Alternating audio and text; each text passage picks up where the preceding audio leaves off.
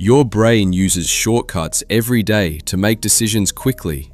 These shortcuts help you save time, but they can also distort how you see situations.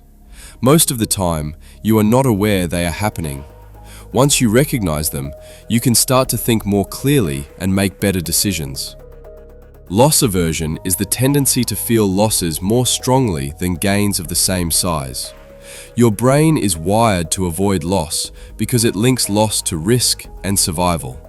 For example, losing 20 pounds often feels more intense than gaining 20 pounds. This can lead to overly cautious decisions, even when a risk may be reasonable.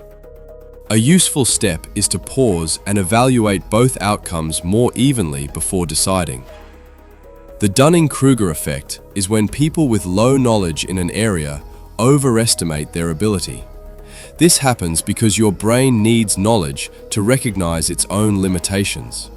For example, someone new to a skill may feel very confident early on because they are not yet aware of the complexity involved. As knowledge increases, confidence becomes more balanced. A useful step is to stay open to feedback and continue learning. The framing effect is when your decisions are influenced by how information is presented. Your brain reacts differently depending on wording, even when the facts are the same. For example, saying 90% success feels more positive than saying 10% failure. This can shift your judgment without changing the reality. A useful step is to look at information from more than one perspective before deciding. The mere exposure effect is the tendency to prefer things simply because they are familiar. Your brain associates familiarity with safety and comfort. For example, hearing the same song multiple times can make you like it more, even if your initial reaction was neutral. This can influence your preferences without you noticing. A practical step is to recognize when familiarity is shaping your choice. The bandwagon effect is the tendency to follow what others are doing. Your brain uses group behavior as a shortcut when making decisions, especially in uncertain situations. For example, choosing something because it is popular rather than because it fits your needs. This can reduce independent thinking. A useful step is to pause and consider your own reasoning before following the group. The optimism bias is the tendency to believe that negative outcomes are less likely to happen to you. Your brain does this to maintain motivation and reduce anxiety.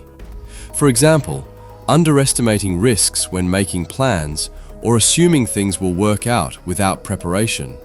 This can lead to poor decision-making. A practical step is to consider realistic risks alongside positive expectations. The self-serving bias is when you attribute success to your own actions and failures to external factors. Your brain uses this to protect your self-image. For example, taking credit for success but blaming circumstances when things go wrong. This can limit improvement because it reduces honest reflection. A useful step is to review outcomes more objectively and take balanced responsibility. The fundamental attribution error is the tendency to explain other people's behavior based on personality while ignoring situational factors. Your brain simplifies behavior by assigning it to character.